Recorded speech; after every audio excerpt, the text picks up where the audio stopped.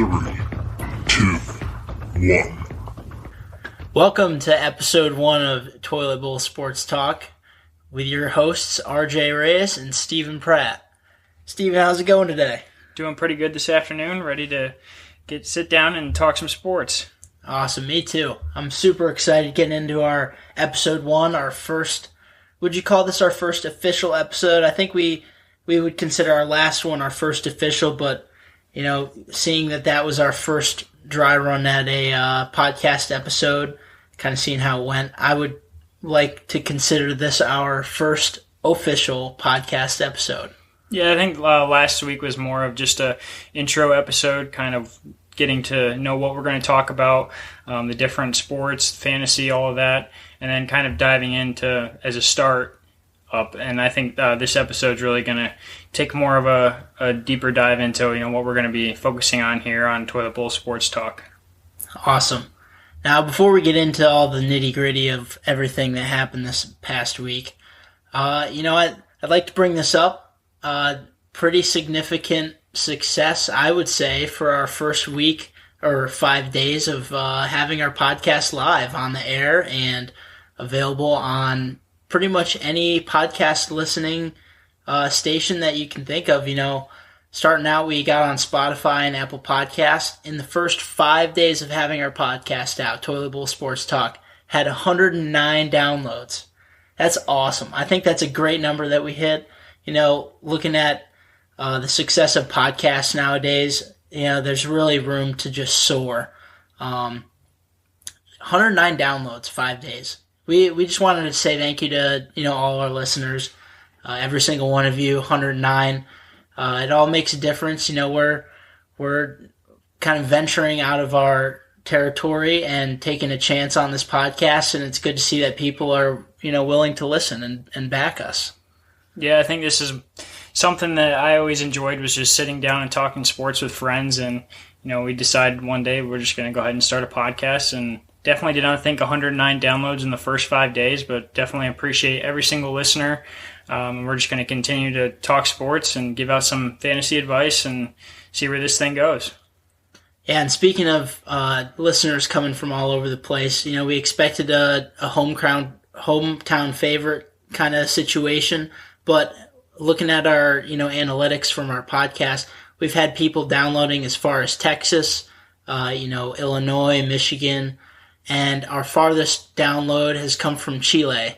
And that, when I read that, I was pretty astounded that it came all the way from Chile. Yeah, I definitely did not think that it would have an international listener in the first 5 days, but that's the plan here. We want to incorporate all sports, all countries, and there's definitely something to talk about here, and just want to get everyone involved.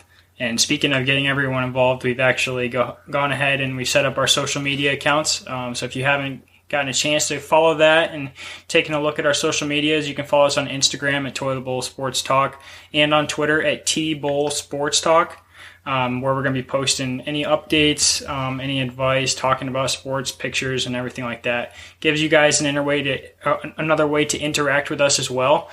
So if you guys want to talk about something specific or want us to talk about something specific on a future episode, then reach out to us on Twitter, on Instagram, and we'll be able to chat with you there. Yeah, for sure. That's one of the biggest things that I want to do going forward, is making sure we interact with all you listeners.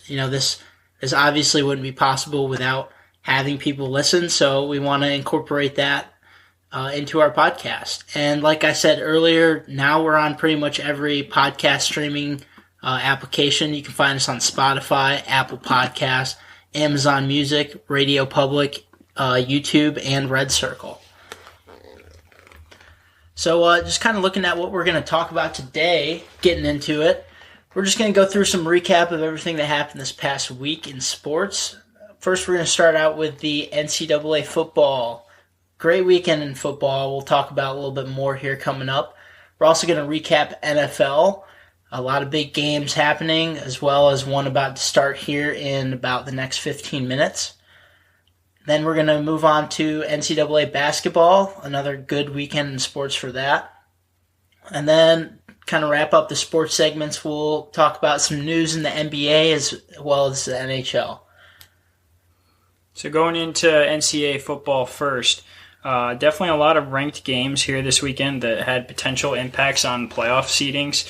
I would say the biggest one, I mean, at least for the both of us, is BYU versus Coastal Carolina. Our last podcast, we were expecting Liberty to be facing off against Coastal, and a day after the podcast was released, Liberty had COVID trouble and had to drop out that game, and BYU decided that they were going to fill in.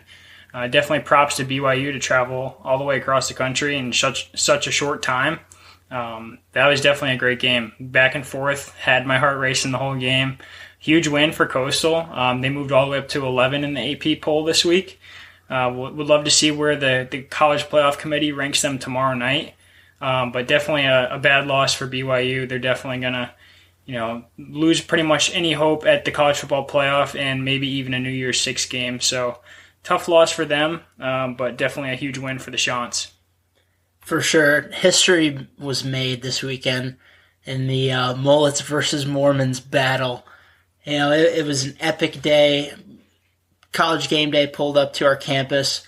Unfortunately, we weren't there, but that would have been great. And it is kind of comical that the year after both of us are done working in the athletic department, that Coastal would go on an undefeated run in football. We would have college game day. We feel like we've missed out a little bit, but I would take it any day of the week to have the outcome that we've had. So kind of looking back, Coastal came into the week ranked number 18. Like you said, they were going to face off versus Liberty, who was ranked number 25. Unfortunately, they had to not cancel the game, but they weren't going to be able to play just because of that COVID concern. And like you said, BYU stepped right up. They were a major team. They were ranked number 9. They looked really good, had some decent wins on their schedule, and they were undefeated as well, so it was a good undefeated matchup. And, on College game day, I'm sure you saw the picks. Everyone was favoring BYU. They were favored on the line. Props to Dustin Johnson, winner of this year's COVID Masters. He was the only one on that table to pick Coastal. His alma mater, obviously. Played golf there. But like you said, my heart was racing the whole game. It was such a good time just to watch them play and fight it out. It was a great game. And going on after that game, back into the earlier portion of the day, we had Notre Dame facing off against Syracuse as the number 2 team in the country.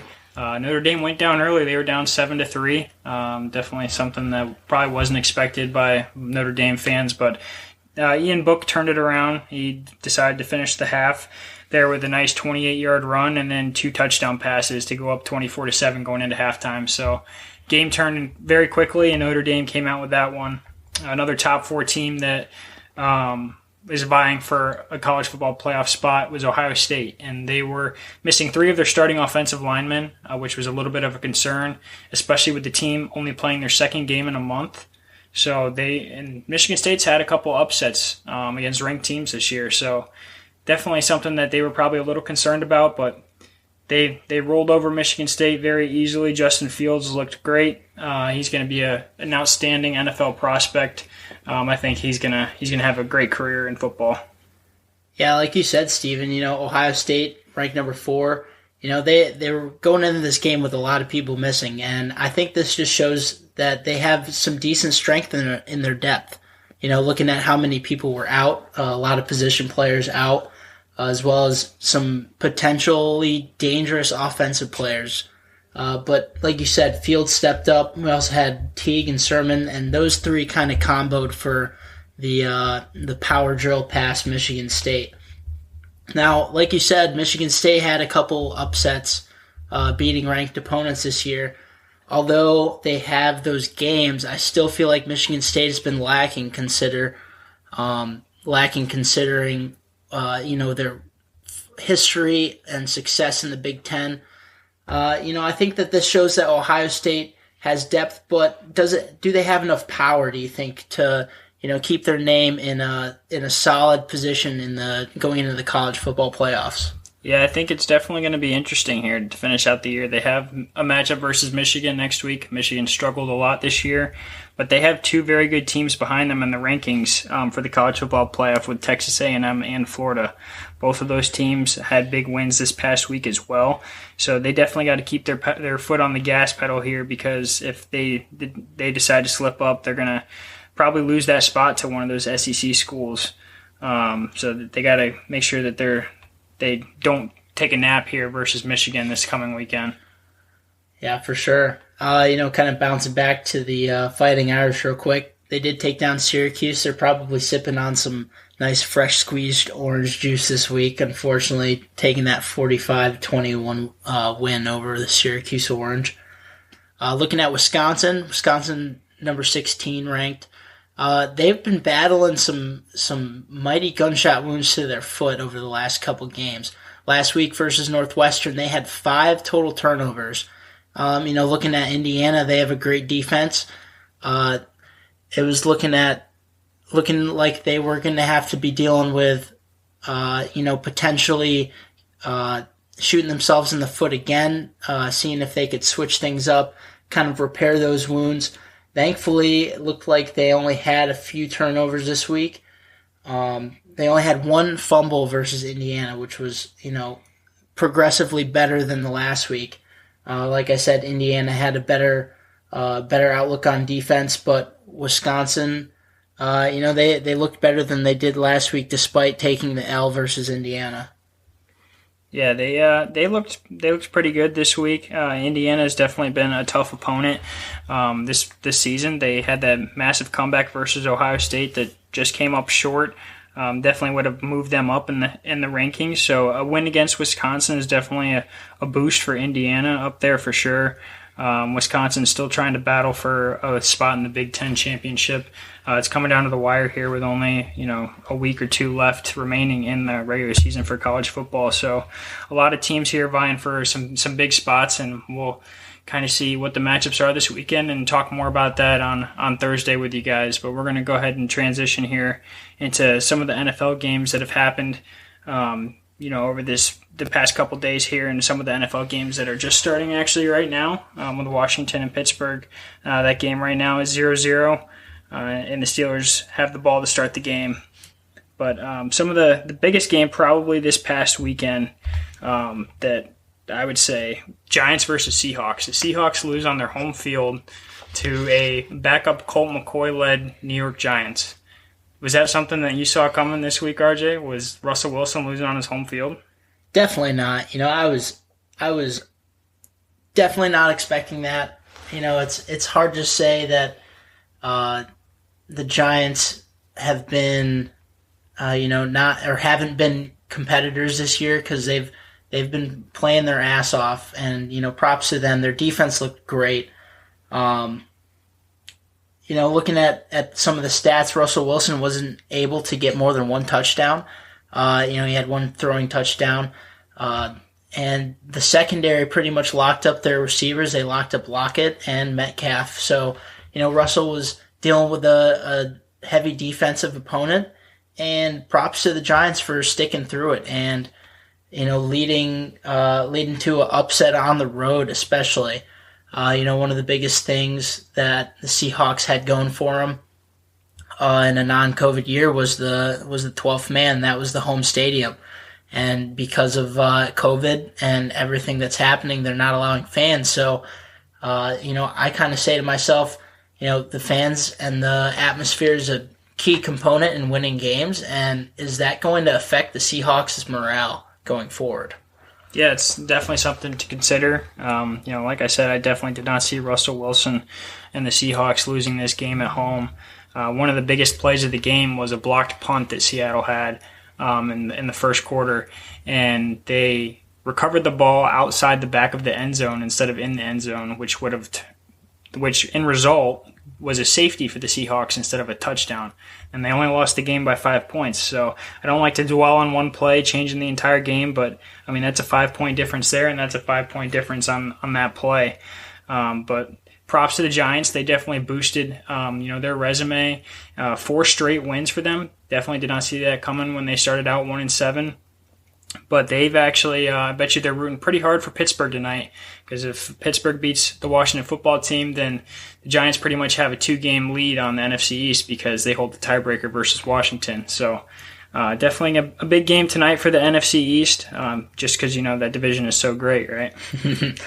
Oh, man. If Toilet Bowl Sports Talk was sponsored by any division, it would be the NFC East. That is for sure. One of the biggest fantasy studs of the weekend for NFL was probably Darren Waller for the Oakland Raiders. Now they just barely survived a scare there to the winless Jets, but Darren Waller, he had 48 fantasy points on DraftKings.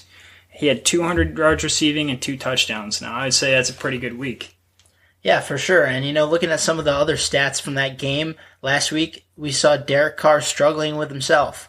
Looking at this week, he did a lot better. Looking at some of his stats, he threw for 381 yards, 3 touchdowns, and only 1 interception. Now, obviously, any interception is bad, but looking at comparing it to his performance last week, completely different quarterback, completely different Derek Carr.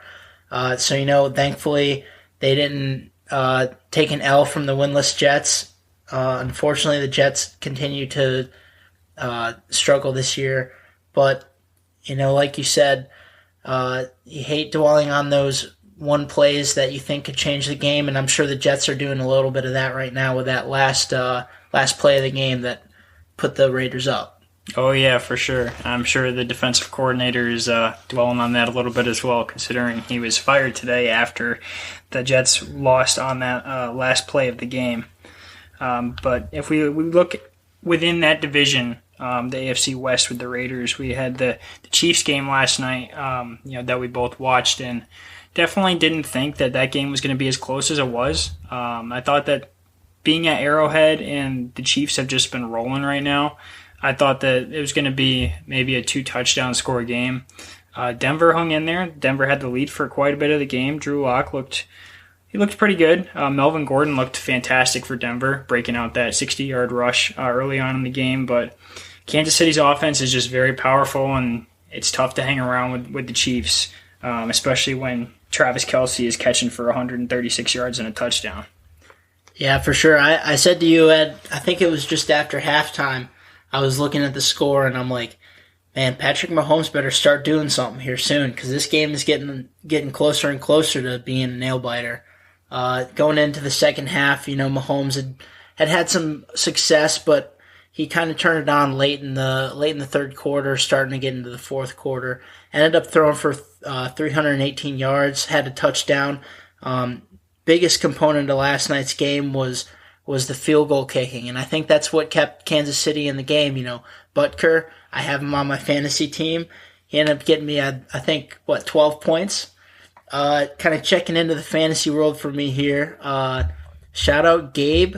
I am playing him this week, and I'm projected to beat him. So here's the situation, Steven. All my players are done. I ended up having Edwards-Helaire, who didn't play. He blanked on my fantasy points this week. Although I did have Montgomery and Kelce come through last night and yesterday, especially Travis Kelce getting a lot of targets late in that game as they were moving the ball down the field. Right now I'm up 141 to 87, and Gabe still got Lamar Jackson, Cooper, and Claypool. And right now, if I beat him, I have to beat him by more than 4.4 points because he holds the tiebreaker. The tiebreaker's in points, and he's up 4.4 on me right now. So looking into tonight, I really need Claypool to, have an off night. Not necessarily rooting against the Pittsburgh Steelers, but it'd be nice to get into the playoffs here and get past Gabe and force him out of his own playoffs in his own league that he runs. So that'd be pretty epic. Yeah, it's going to be a pretty close one there with Lamar, Cooper, and Claypool. Obviously, Lamar's coming back this week for the first time. He missed last week's game because of COVID, so it'll be interesting to see how he plays, especially against Dallas. Dallas, as we've seen this year, is hit or miss. They've hung around in some big games, and obviously they got exposed versus the Washington football team here almost said the Redskins. They're not the Redskins anymore. But got exposed by them there on Thanksgiving. So it'll be an interesting matchup to see how Lamar plays and see if you can pull that fantasy win out there and make the playoffs. Yeah, root for me. I'm going to need it. Kind of bumping back, the Cleveland Browns. Talk about the Cleveland Browns making a case for themselves this year in football. Coming into the week at 8-3, it was basically the Baker Mayfield show this week. Hops into the game, 4 touchdowns, 255 yards in the first half. He was on fire. The Browns ended up beating the Titans, shutting down the Derrick Henry show. 41-35 was the final score, and the Browns moved to 9-3. Their first winning record, I believe, in I think it was 4 or 5 years, or some stat like that. I can't remember where I saw that, but they will inevitably have a winning record this year, and congrats to them. Any input on that game, Steven? Yeah, I thought Baker looked very well. Cleveland's kind of struggled here with the weather foes over the last couple of weeks, having to play in rain or wind or anything along those lines, and so their running stats have been pretty padded over the last couple of games with Nick Chubb and Kareem Hunt. So we haven't gotten to see a lot of Baker throwing the ball, and we finally got to see that this week, and he definitely showed out in the first half. Obviously, they didn't put up much offense there in the second half, blowing a 38-7 lead and coming down to a 6-point final.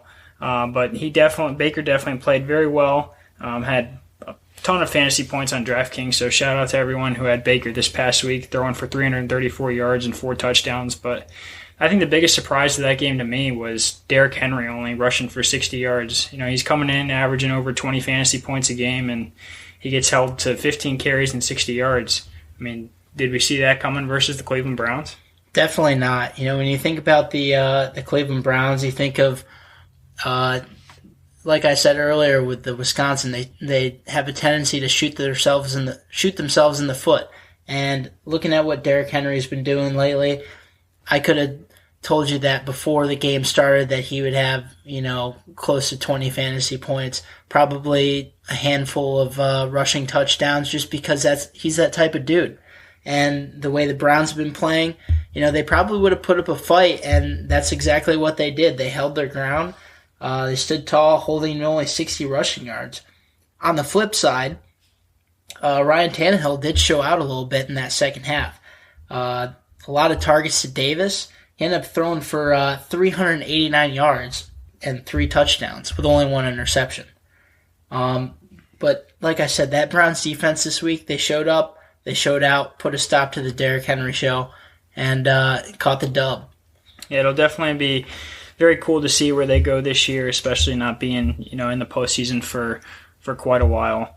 Let's talk about one of the biggest stat lines here coming out of the NFL for this past week. Aaron Rodgers gets his 400th career touchdown, and he's the quickest quarterback to do that, only doing it in 193 games. So he's been, one of those quarterbacks, MVP candidate almost every single season for the last probably 8 years.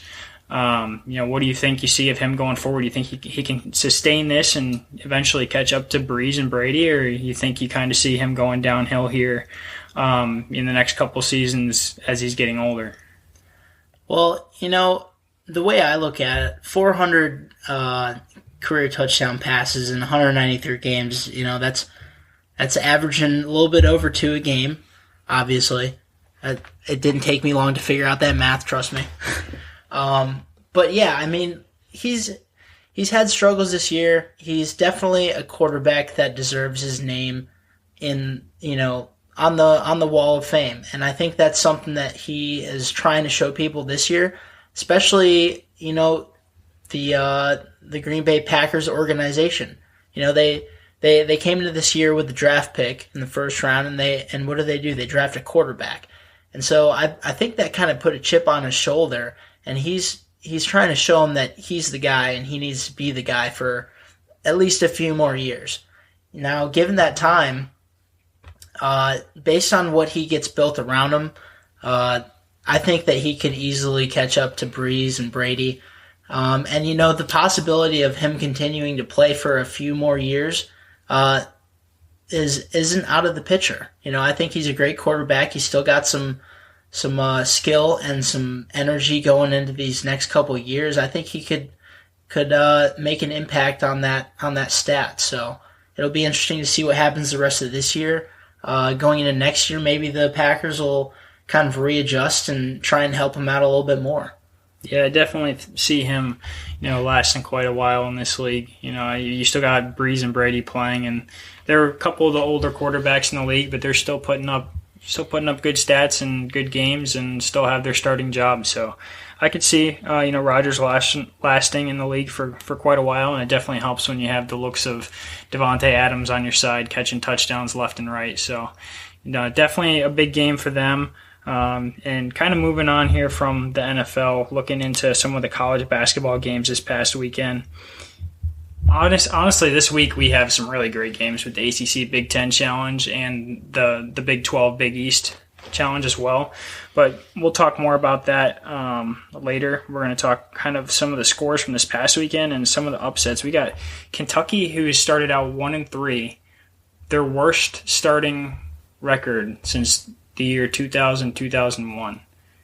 Is Kentucky in trouble? They've lost 3 games in their first 4. I don't think I've ever heard of that in my lifetime, really, especially with getting blown out against Georgia Tech a couple days ago. So what do you think? You think Kentucky's going to be able to bounce back here, get back into the top 25, or you think that they're kind of going to have a down year here? It's really hard to tell just because of the circumstances of this year and the unprecedented situations that a lot of these teams have been put in. When you think of college basketball, you think of hopping right in to the season here around Thanksgiving and getting into the holiday season. These first couple weeks are crucial for these teams, especially getting to winning records, getting their ranking solidified to kind of show that they can be components. Now, I don't think Kentucky is in a situation where that they're already out of it. I don't think that's the case. I think that Kentucky could turn things around. They may just be figuring out the team chemistry and working around that. And especially with COVID, there's a lot of things that have changed with team chemistry. All their meetings are now virtual. They're trying to maintain social distancing. The least amount of contact with other departments. There's a lot that goes on underneath the hood for any sport, really. So it could be that. I think Frank Calipari is probably biting his nails right now, and I cannot imagine being in the locker room with him right now. He is probably a little fired up, but maybe that's something that they need to get them going. Going into the holiday season here, next couple games. Yeah, definitely. I wouldn't expect to struggle so early on for Kentucky, but like you said, COVID and everything having an impact on the chemistry and the fans not being there and having that home court advantage. Definitely an interesting year for sure, and I think it's going to continue to be an interesting college basketball season. But one of the biggest games that I was ready for this weekend was going to be the number 1 and 2 matchup between Gonzaga and Baylor. But that game obviously was canceled a couple minutes, probably I think it was about half an hour to an hour before tip-off. But both teams have said that they're planning on playing again later in the year. So gonna be interesting to see if they're both number 1 and 2 still when they meet again. But definitely looking forward to that game. But we were blessed with a top 20 matchup this weekend with Villanova and Texas. Game came down to the wire. Texas was within 2 to 3 points until the last 20 seconds of the game. Big win for Nova on the road versus Shaka Smart and the Longhorns, especially after Texas beat UNC to win the Maui Invitational. So definitely a huge win and a resume booster for Villanova to have later on down the road. What did you see there at the end of that game that solidified Nova kind of being one of those top 10 teams in the country? Going back to our days working the Myrtle Beach Invitational, last year we got to watch Villanova come in and pretty much dominate. Baylor was there as well. Both of those teams in particular, when I think of the number 1, number 2 matchup that we were supposed to see this week, really excited for that. Both of those teams are really good competitors. Whether or not they're going to be 1 and 2 when they inevitably see each other again this season, I think it's still going to be a number 1 and number 2 matchup at heart. They're both good teams. Looking at Villanova, last year we got to see some good prospect. We saw Connor Gillespie, Robinson Earl, Cole Swider coming off the bench, and he was lighting it up from 3 last year. Still kind of waiting for him to make his moves with the team, but the starting 3 off the bench, we got Gillespie, Robinson Earl, and Justin Moore. They combined for 50 of their 68 points in the game. And those 3 starters alone, they've got a couple years left. Makes Villanova a pretty good. What's the word? I'm blanking on the word. Competitor. There we go. Duh. They're going to be a competitor this year, and I think that they're definitely a top 10 team. And what's something that we've always said to each other, no matter who we're watching, no matter if we're out there playing on the street court with everyone on campus, what's something that we always say? Free throws win your ball games. Free throws win the ball games, and that's what this game came down to, in my opinion. You look at Villanova, they 73% from free throw. Texas, 50% from free throw. Stats don't lie. If we're looking at free throws, the game was a 4-point game, and the free throws won the game. Yeah, it's definitely, I thought, came down to the foul shots at the end of the game. Gillespie going to the line, you definitely don't want to put someone who's gonna probably make both of those shots there on the line. He's a great free throw shooter, and definitely a team player there. So I think Villanova, they're going to have another good season here. Obviously, they've had a bunch of recent success here, winning two championships over the last five years. So I see them being a competitor, like you said, here in March Madness, and making a run. Another game that was almost a pretty bad upset for Kansas early on in the season was North Dakota State. I mean, they were down for most of the second half, and they closed the game on a 7-0 run to come back and beat North Dakota State and move them up to number 5 in the polls for this week. But, man, if I was a Jayhawk in that game, I would have been sweating for sure. Yeah, looking at their starting 5, not a whole lot going on. I mean, the starting 5 combined for, looks like 25, 26 points, or at least Cruiser and Ide. But yeah, if you're a Jayhawk, you got to look at that game, and you got to go back and review the film and watch especially the first half. There's always room for improvement no matter where you're at, and they're going to go through and they're going to look for that. They're going to be a competitor this year as well, ranked 7 this week. It'll be interesting to see where that puts them. But like I said, this time of the year is essential for these, top 15 teams, top 20 teams to get in, show that they can play, work on getting better and at the same time and preparing for, everything, especially this year with COVID. It's a lot going on, and I'm sure that they have a lot more to think about than just basketball, and a lot of that can weigh on the players as well as the coaching staff. But props to everyone for at least getting the season rolling. It's good to have college basketball back, that's for sure. Yeah, especially with a couple of these sports, winding down with the NFL about to enter the playoffs, and NBA going to try and start their season, NHL undecided still as of right now. It's good to see some college sports back. That atmosphere is definitely one that you can't make up. Being at a college football game, with 100,000 fans cheering you on at a football game is just something that you learn not to take for granted after this year. But bouncing off that Kansas game, they have to turn around here and face Creighton in the Big East Big 12 battle tomorrow night, and that's a top 10 matchup here, with Kansas being number 5 and Creighton coming in at number 8. So it's definitely going to be a tough test for Kansas to see how they can bounce back in that game and see really what their team is made of, and if they're worthy of being a top 5 team. Obviously, they're going to have the home court advantage, So that'll give them a little bit of a boost. But, it's not going to be a normal game in Allen Fieldhouse where you're going to have the crowd going nuts, especially with not being able to have everyone there. So going to be a pretty good game, and we'll see who comes out on top. What other games do we have coming up here in the ACC Big Ten Challenge and the Big East Big 12? What are some of the other big matchups for this upcoming next 2 or 3 days? It's looking like over the next 2 or 3 days, we got number 16 UNC at number 3 Iowa. I'll be taking Iowa in that game, along with number 6 Illinois versus number 10 Duke, which I will be taking Duke. Actually, no. Scratch that. I'm going to take Illinois. I'm going to take the Fighting Illini.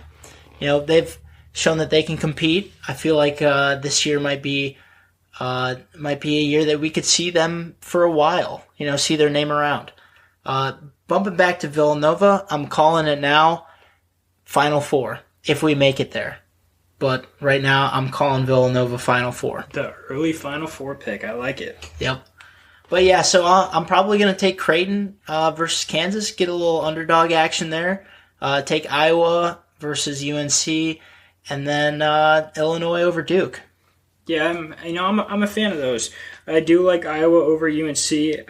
Not many teams have been able to stop Luka Garza for Iowa. Obviously, he decides that he wants to score 30 in the first half in a couple of these games, so I don't think he'll be able to do that versus UNC, but averaging 34 points a game right now, some teams got to try and stop him at some point. So he's almost averaging a double-double this year. Definitely going to be one of the top picks in the draft when it comes around. Iowa's looking like a great team, already off to a 3-0 start, facing 3-1 UNC, who their only loss is to Texas in the Maui Invitational Final. So that's going to be a great game. I think I'm going to go on the other side for the Illinois pick. I think I'm going to take Duke in that game.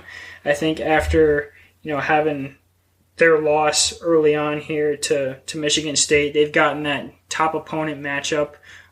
Illinois has also played a top opponent in Baylor, lost by 13 in that game, but was competitive the entire time, and it came down to the last couple of minutes. But I think Duke does bounce back here again after the loss to Michigan State. I think another top 10 matchup for them. I think they do pull through in that game, but I do like the pick for Iowa and the Creighton over Kansas pick. I do like both of those. Yeah, looking at Illinois real quick, their starting guard, Ayo, sorry for the butchering of this pronunciation, Ayo Dosunmu, averaging 23.8 points per game as a guard. Coming into the game, he could be a deciding factor, especially facing Duke. It'll be interesting to see what they do this year. But like you said, that having those first couple games, tough competitors, it'll show their strength. And going into this game, Illinois has to show their strength as well. Yeah, for sure. And I think that all of the games in the ACC Big Ten Challenge, along with the Big East and the Big 12 Challenge, they're all very close games. They're always very competitive.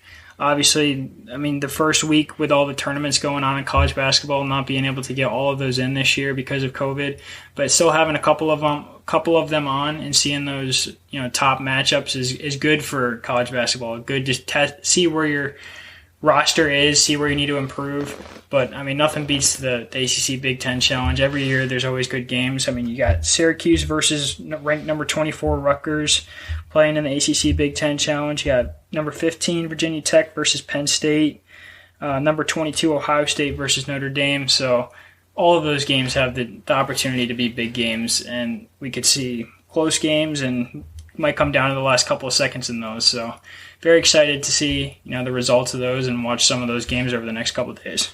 For sure. I did notice that we did miss one thing for the NFL that I really wanted to make a key point that we talked about, and that was my Lions, baby. What happened? Is this a case of the new coach, new me situation with the Lions with the come from behind win? We got Stafford stepping up, throwing for 5 touchdowns, a little bit over 400 yards. The receiving core looked really well. All 5 touchdowns were receiving, I believe, if I read correctly. Going to double check that. But, New coach this week. Unfortunately, Patricia is outcha. He's gone. A couple reports that I read and heard about is that morale seemed a little different on the sidelines and in the locker rooms from some inside sources through ESPN and whatnot. Do you think that this could change the Lions' projection for at least the rest of the year in their division? Yeah, I mean, they're still not even technically out of a playoff spot right now. I've always been a Stafford fan. I love the way he plays the game. He's a great quarterback, throws for lots of yards every season. I mean, if you look at their division right now, they definitely have some ground to catch with the Packers. The Bears really blew a chance there, obviously. Trubisky, all he had to do was get a first down to pretty much ice the game. And what does he do? He fumbles and basically says, here's a Christmas present to the Lions, and they walk into the end zone in the next couple of plays. So Detroit's sitting at 5-7, 11th in the NFC right now. Obviously, we have the extra playoff spot in the NFL this year, so there's going to be 7 teams that make the playoffs. They're only one game back right now of a playoff spot. So, maybe it was the right time to get rid of Patricia, seeing that they still have a chance to sneak their way in and, see what they can do. But I think it's big for them. Adrian Peterson has been playing very well the last couple games, obviously showing out on Thanksgiving, another 2 touchdowns yesterday, so he's really performing well, and Stafford having a great game yesterday. I think we might be able to see a little bit of a turnaround for them. Yeah, for sure. And quick correction, Stafford had 3 touchdowns. Adrian Peterson had 2 rushing touchdowns, 5 total for the team. Yeah, it'll be interesting to see how they do. If Peterson can keep that up and Stafford can keep throwing for 300, 400 yards, that'll definitely be big for them, especially since they have the Packers coming up next week. And then they finish the season with the Titans, Bucks, and the Vikings. So 4 tough games. If they can keep playing how they are playing, we'll see what happens. Yeah. With the Packers, fight air with air. Going to throw that ball. Aaron Rodgers is going to throw that ball. I think the way that Stafford played yesterday, that he could definitely keep up. Looking at the Titans, Adrian Peterson, he's going to be going head-to-head with Derrick Henry. Granted that everything plays out in the next 2 weeks. Going to be a good game. I'm definitely looking forward to the last couple of games here this season. Yeah, it's definitely going to be a good finish for the NFL. It'll be interesting to see who makes the playoffs in the NFC. Such a tight race right now. We'll move on here to NBA and NHL because we want to give them a little bit of time here before we finish off this podcast.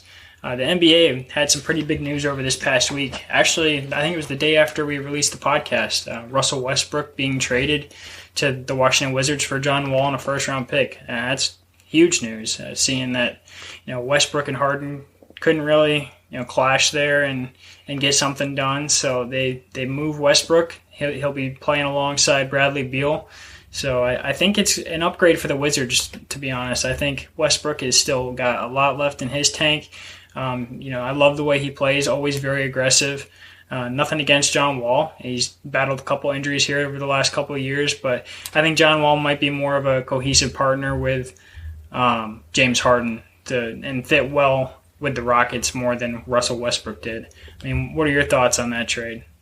Yeah, I think from a standpoint of player profiles, I think Westbrook and Harden, it was a case of they were good when they were good, and when they weren't, it was hard to watch. Getting into the last couple seasons, Westbrook, he's just got that fire mentality. And Harden, he's a great player. Don't get me wrong, but he's got a completely different mentality playing the game. He's the lull you to sleep and then rock you to sleep, dribbling in between his legs, and then knockout punch with the deep 3. And as good as that is, and as good as he is at doing that, there's 2 different worlds of basketball that were kind of clashing between those 2. And I just don't think that it was working out. And so, I think this will be a good opportunity for Westbrook to show, the Wizards and a new team that he can be the guy. And this gives Harden the opportunity to step up. I feel like Westbrook was a little bit more of a team leader on that team, and this gives Harden the opportunity to step up and take ownership over the team. And especially with a player like John Wall, I feel like that could be a cohesive unit. and help them out this year as well. Yeah, it'll be interesting to see how the Wizards bounce back from this past year, especially getting Westbrook. But I think one of the bigger news over that was LeBron with the 2-year extension with the Lakers. Obviously, he's already said before that he wants to wait and play with his son, so this 2-year extension actually gives him that exact timetable to be a free agent when his son's going to be coming out of college, or after he'll have that 1 year of eligibility after college. But 2-year extension for $85 million. Obviously, LeBron's one of the greatest players in the world, so he's always going to get paid. And we're going to see him in action here as the NBA season's supposed to start up on December 22nd as they're going to take on the Clippers. And that's going to be a very good game. A lot of people thought that was going to be a Western Conference final last year. So we'll see how the new Lakers roster looks, and props to LeBron for closing down that 2-year extension there. For sure, he's a player in his own world. Arguably one of the best to ever play the game. Obviously, we have the Michael Jordan, LeBron James debate, and there's so many other players that make a case for themselves. But yeah, like you said, season's going to be starting up here at the end of December. We also got the Warriors versus Nets. And the NBA released, the first half of the schedule for this year? Yep, I believe so. So going into the next couple episodes, we'll kind of take a gander at some of those games and, highlight a few teams, look at their schedule, and see what's going to happen. Yeah, and I mean, I think for them, they're kind of going to be set in the stone for sports that are going to be played indoors, as, that's going to be more of a struggle to get those sports going with COVID. How football's been able to have success outdoors, especially for college and NFL, both of those being able to have fans in the stands. College basketball has kind of paved the way a little bit as of right now, playing inside and being able to get the season underway. And they've had a couple hiccups here and there, but I think the NBA is going to be the pretty big test as one of the major sports that's being played indoors, as the NHL hasn't really gotten a plan in place yet to do that. So I think they're going to be kind of waiting to see how the NBA does it and kind of take notes on different things that they could do to improve the NHL's experience with COVID in mind. Yeah, when you look at the grand scheme of things, I think everyone's kind of learning from everyone. Like you said, the college basketball has already started. I'm sure the NBA is looking at some of the things they're doing and saying, we need to take this into consideration, and vice versa is probably going to happen as well. NHL, it's going to be really interesting to see that. We saw a continuation of a few games when all this started, but a fanless situation, especially going into the playoffs. They had fanless games. It just felt like a different environment. And, unfortunately, that's one of the things that, has come from this. Obviously, we still need to be thankful that we even have sports, which we try to do on a daily basis. But it's going to be a different world of sports all around, like it has been for the ones that are active right now. Yeah, for sure. It's something that everyone just has to take day by day and figure out what's going to make their sport work the best and how they can make it safe for everyone involved. Obviously, the biggest news out of the NHL over the last week is the NHL and the NHLPA have been having talks over the last couple of weeks. They've kind of put the financial talks to rest as they're kind of clashing heads on that, but they're trying to get the return to play in place so they can go ahead and get that season underway.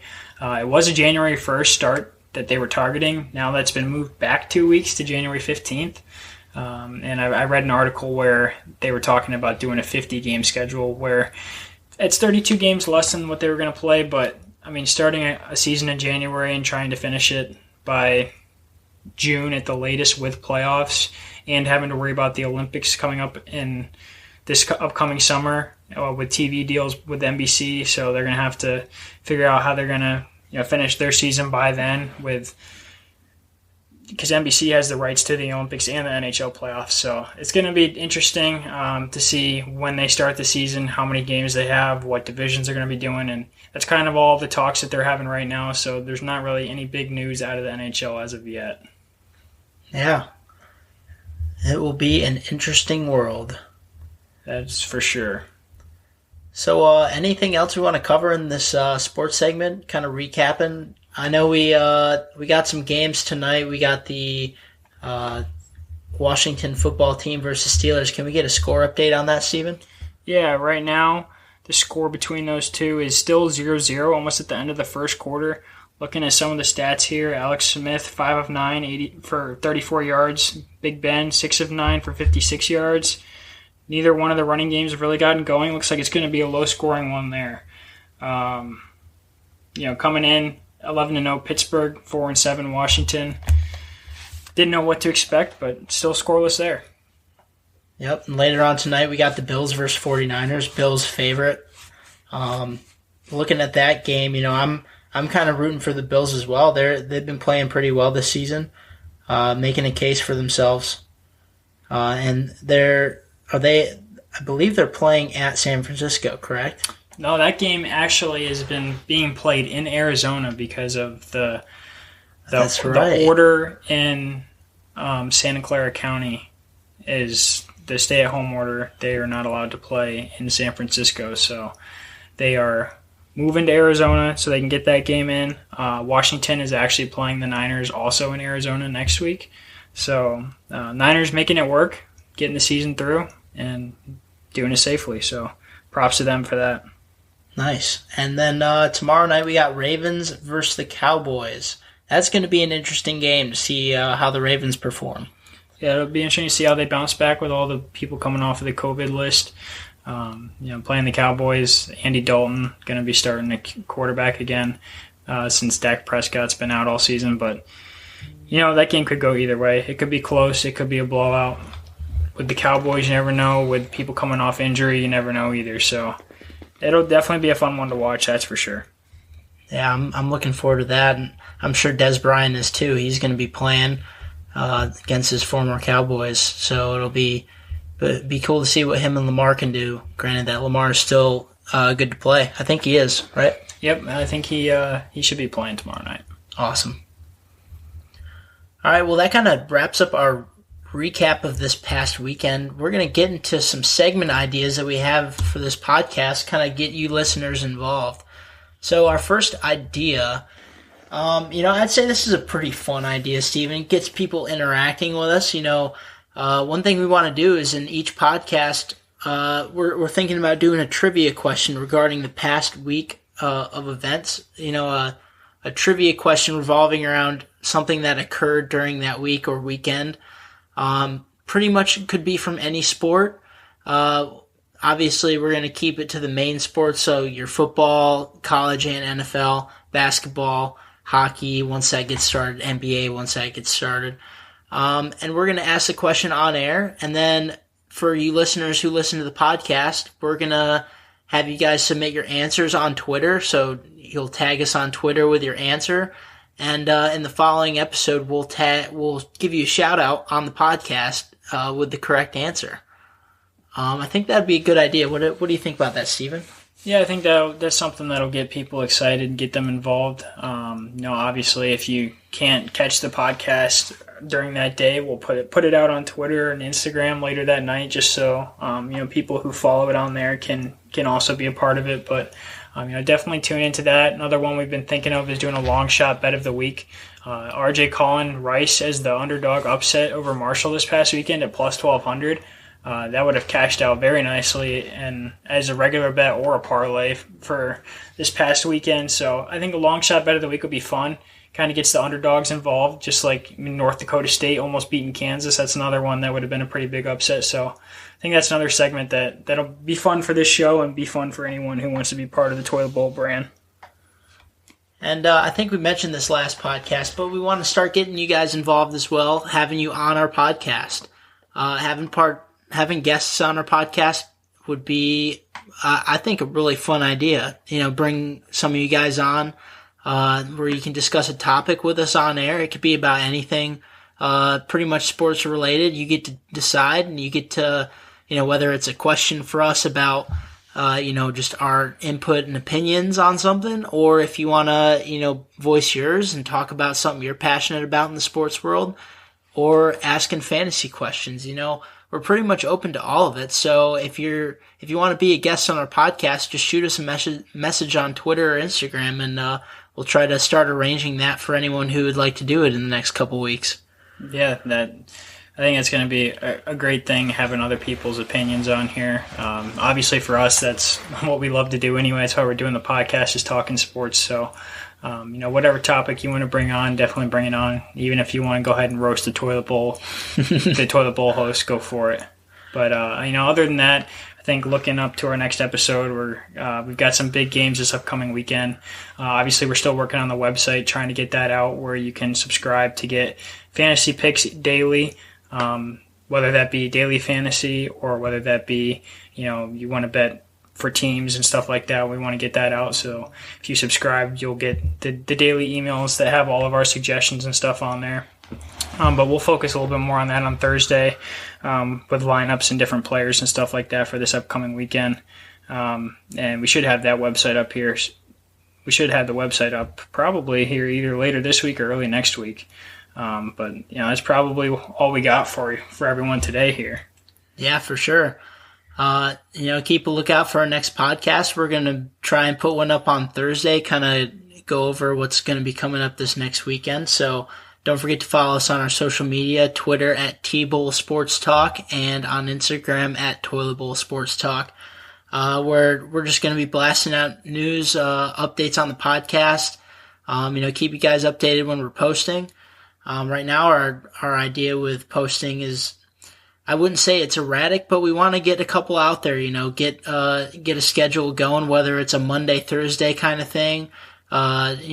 I think 2 a week is what we're shooting for right now, and we've been pretty solid with that. I'd say in the first 6 days of doing a podcast, we're going strong. So follow us on those social medias. Also, don't forget to check out our website, our Red Circle website, where you can find out how to become a part of the Toilet Bowl brand and help us grow. So check us out on Twitter, Instagram. And also subscribe and download our podcast. We're on all these podcast apps where you can find us. And in those podcast listening apps, if you click on our profile, it should take you to our homepage on Red Circle.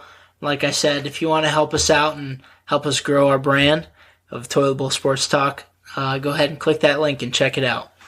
Yeah, I think we definitely appreciate having everyone listening in, and this is why we do it. We do it to talk sports and get opinions from everyone else. So we definitely appreciate all the listeners that we've had on so far, and we appreciate everyone that's going to help try and grow the brand here and be a part of what is to come. For sure. Well, I think that wraps up today's episode of Toilet Bowl Sports Talk. Second episode in the books. Second episode, first official episode. We'll see you on Thursday. Ring it, baby. This has been Toilet Bowl Sports Talk with your hosts, RJ and Steven. Next week, we'll be back at you with some more sports talk and related issues.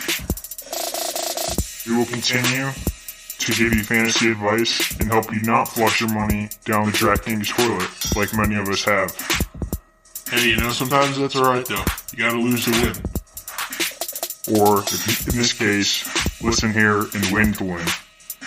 That's right, baby. Peace out. Oh yeah, and apparently you can subscribe to our podcast, so check into that. Any help would be great. And in the famous words of Jerry Maguire, show me the money! We need money. Hear that? We need money.